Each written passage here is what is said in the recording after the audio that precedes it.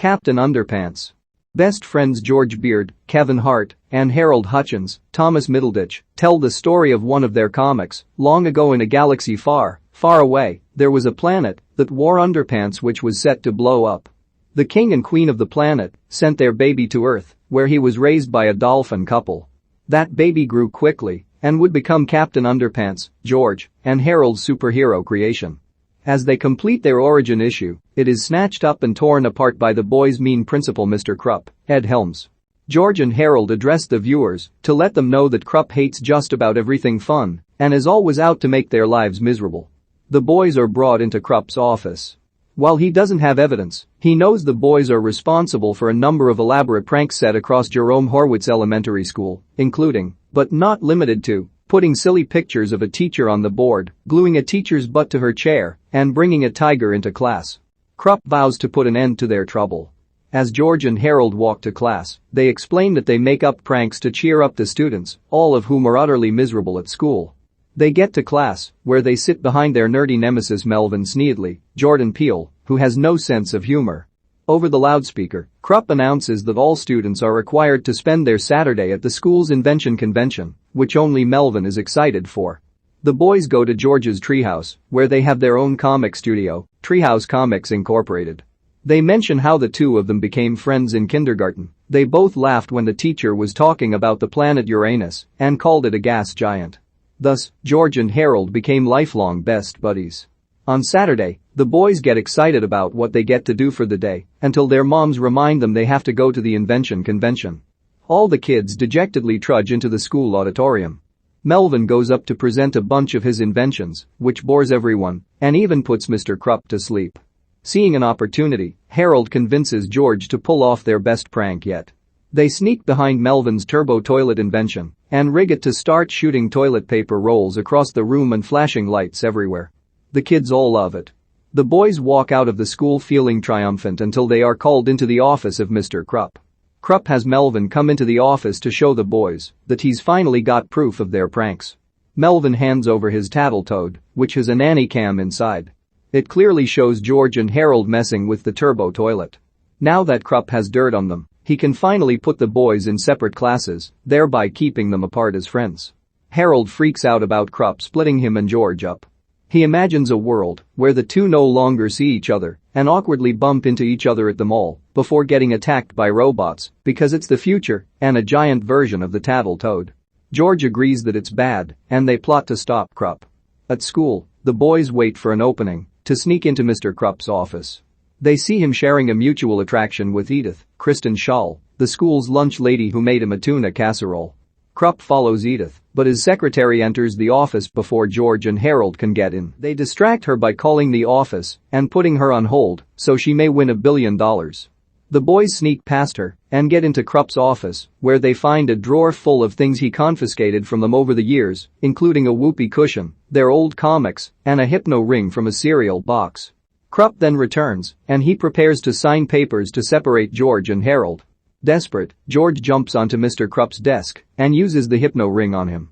The room literally spins as Krupp is put in a trance. George and Harold have fun with this by making Krupp act like a chicken and monkey, but then they get the idea to turn him into Captain Underpants. Krupp rips off his clothes, except his undies, and pulls off a curtain to make a cape before declaring tra-la-la-la. The boys think it's hilarious until Captain Underpants jumps out the window and runs into the street, getting hit by a car.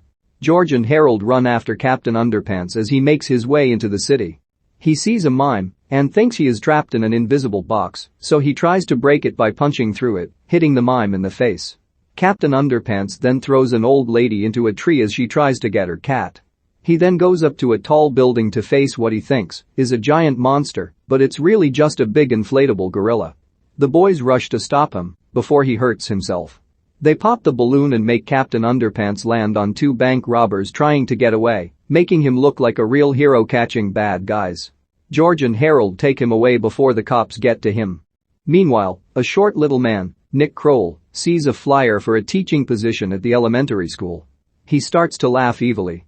The boys take Captain Underpants back to the treehouse. When he gets wet, he turns back into Mr. Krupp. As long as the boys keep snapping their fingers, he will stay as Captain Underpants.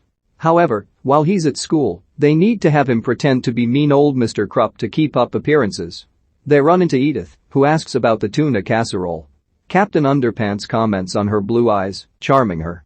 The boys take him to his office, but they find the little man from before applying for the science teacher job. He goes by Professor P, and he starts his interview with Captain Underpants. George and Harold notice Professor P pulling out a number of weapons, a mace, an axe, etc. They read his resume, which clearly highlights his plans for revenge, but Captain Underpants hires him on the spot. Professor P starts teaching science. He talks to the children about the parts in a child's brain, specifically the part that responds to anything humorous. Professor P really hates laughter and wants to get rid of it completely, which Melvin sympathizes with, since he finds nothing funny. George makes a joke that the class laughs at, causing Professor P to send him and Harold back to Krupp's office. The boys return to the office, but Krupp has gotten himself wet, so he's back to being mean. The boys snap their fingers, and he's Captain Underpants again. They use him to get Professor P's file from the secretary, and they learn that his real name is Professor Poopapants. Poopapants comes into the cafeteria and sees all the kids laughing. They are reading George and Harold's latest comic, Captain Underpants and the Perilous Plot of Professor Poopapants. This triggers a flashback for Poopapants when he was set to win a prize for inventing a gun that shrinks and grows things. However, when his name was spoken aloud, everyone laughed and could not take him seriously, starting his drive for revenge. When George and Harold show up, Poopapants takes them to see Mr. Krupp, but he's still Captain Underpants. Poopapants notices a character in the comic named Anti-Humor Boy, who is supposed to be Melvin. The boys take an unconscious Mr. Krupp home. They decide to snoop around for fun, only to discover that Mr. Krupp is really lonely. Poopapants finds Melvin and uses him as part of his evil plan. He scans Melvin's brain and learns that he doesn't have the part in the brain that responds to humor. This becomes crucial to his plan. Captain Underpants throws a carnival for the whole school. Things get chaotic as he keeps getting wet, and the boys have to keep snapping their fingers. Captain Underpants starts feeding the kids sugar, and George and Harold want in on it. This turns out to be a bad idea because they experience a strong sugar rush, leading Captain Underpants to his own devices. He tries to drive a bus through rings of fire over a ramp, but he gets wet and slows it down.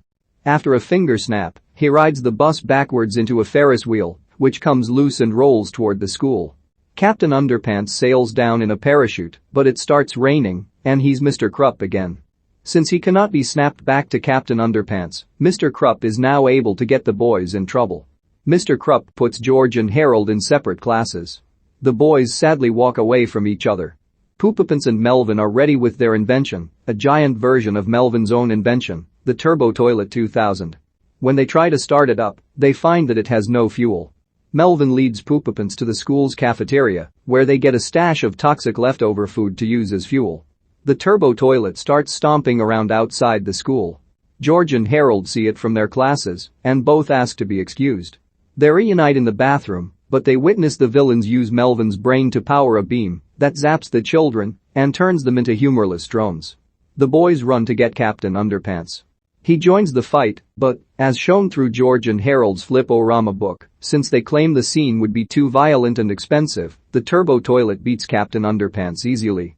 Poopapants drops Captain Underpants into the toilet's mouth before grabbing George and Harold. He zaps them to rid them of their laughter, but he sees that the humor part of their brains are way too big. Slowly, the humor starts to drain from them, turning them into drones as well. Then Poopapants says Uranus, reverting the boys back to their normal state. The turbo toilet starts to malfunction as a result. Melvin bails out and the toilet comes crashing down. Unwilling to accept defeat, Poopapants pulls out his shrink-grow gun. He tries to hit the boys with it, but hits things like the school and a bird. In the toilet, Captain Underpants consumes the leftovers, giving him real superpowers. He flies out of the toilet and starts to fight Poopapants. The boys get the gun from him, and they shrink him while, mostly, turning things back to normal. However, Poopapants escapes on a bee. The boys are with Captain Underpants in their treehouse. Knowing they can't keep him like this forever, George and Harold accept that maybe they have to deal with being in separate classes. George breaks the hypno ring, and Mr. Krupp is back. He freaks out over being nude, and he runs away. George and Harold then realize that the difference between Mr. Krupp and Captain Underpants is that Captain Underpants has them, but Mr. Krupp has nobody. They then plan their newest prank. Mr. Krupp finds a note in his mail at school. George and Harold made a card pretending to be Edith, and they sent her one as Mr. Krupp, asking each other on a date. The two of them are excited, and Mr. Krupp is happier than usual. He then returns the Captain Underpants comics to the boys, admitting that he read them and thought they were pretty funny. Mr. Krupp and Edith go on their date. George and Harold see them in a restaurant, and they agree not to do something so nice like that again.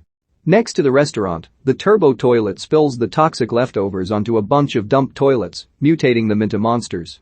One toilet attacks the restaurant, leading Krupp to ask for the check. He snaps his fingers and causes himself to turn back into Captain Underpants. The boys are surprised as he flies out of the restaurant, fighting all the toilets. He then flies into the sky with George and Harold latching onto his cape as they say "Here we go again." During the credits, Mr. Krupp's secretary is still on hold for the $1 billion. George and Harold walk by her and go back to the phone. They startle her, and she accidentally hangs up. Cue her scream of rage.